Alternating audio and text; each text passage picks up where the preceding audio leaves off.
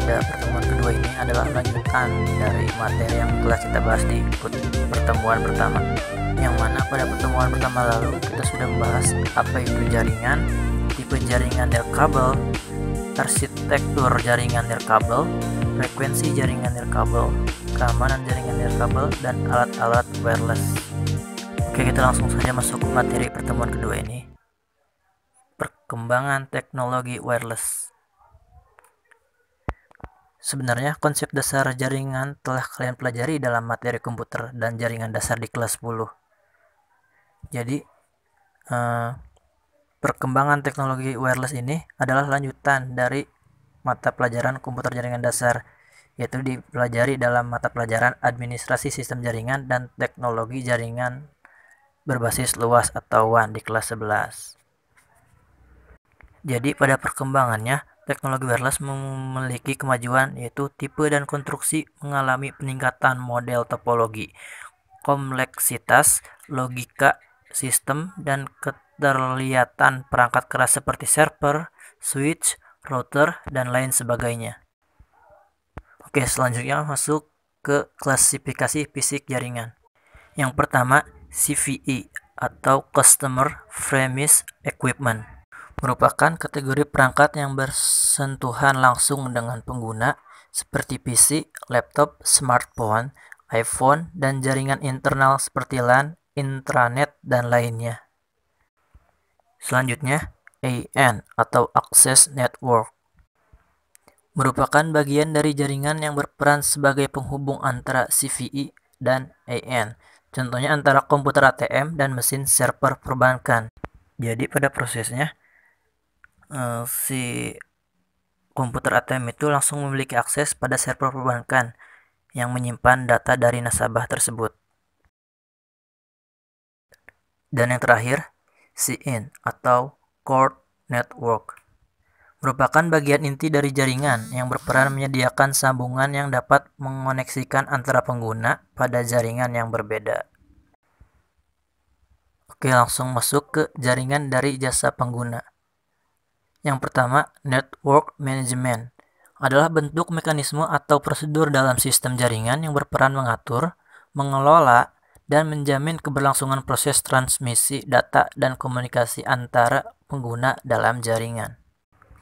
Dan yang selanjutnya, network service adalah sebuah fungsi jaringan yang harus memberikan support ketersediaan dan menjamin keberlangsungan proses servis atau layanan dalam jaringan.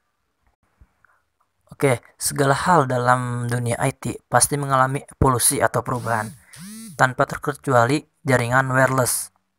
Jadi, pada evolusi atau perubahannya, kelahiran teknologi wireless ini dimulai di era tahun 1800-an oleh Guglielmo Marconi yang merintis dan memperkenalkan teknologi baru berupa koneksi radio yang berhasil menyambung antar kapal penarik dan stasiun land-based.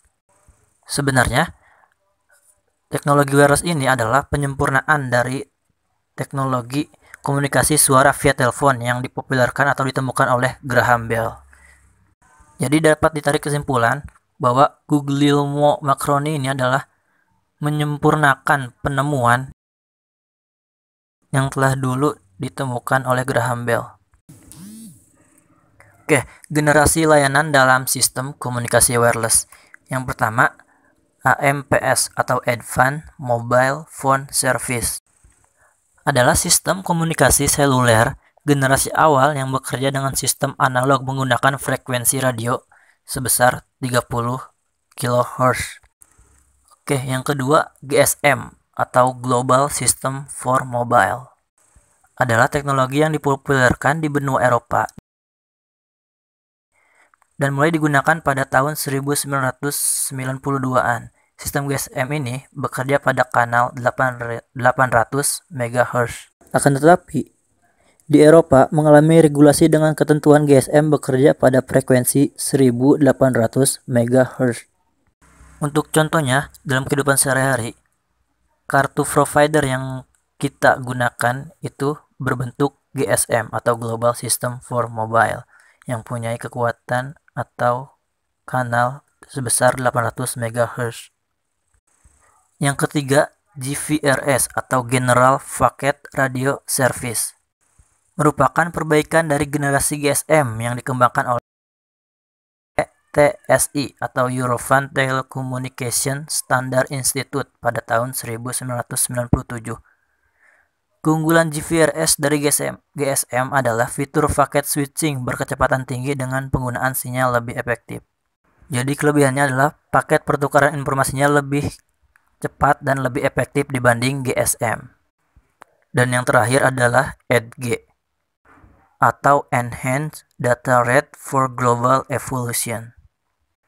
Merupakan generasi wireless pada jaringan seluler yang lebih fokus pada peningkatan kapasitas jaringan dan berbagai data pada setiap sesi komunikasi antar user pada sistem jaringan GSM atau GVRS. Oke, kita masuk ke kelebihan dan kekurangan wireless. Pertama kita bahas kelebihannya terlebih dahulu. Kelebihan yang pertama adalah lebih fleksibel dalam membangun jaringan. Mengapa dikatakan lebih fleksibel?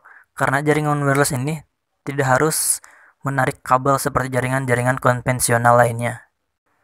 Kelebihan kedua yaitu cocok diterapkan pada pengguna yang aktif bergerak atau mobile. Yang ketiga, jangkauan sinyal lebih luas. Dan yang terakhir, mudah mengkonfigurasikan jaringan dengan jumlah pengguna lebih banyak. Oke, sekarang kita bahas kekurangan dari wireless. Yang pertama, lebih mudah terkena gangguan atau intervensi. Mengapa dikatakan demikian?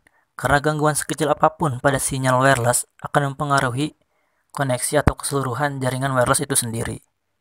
Yang kedua, cenderung mudah terkena serangan, hacking, dan sniffing. Dan yang ketiga, pada beberapa kasus, biaya investasi membangun jaringan wireless lebih mahal dibandingkan media kabel.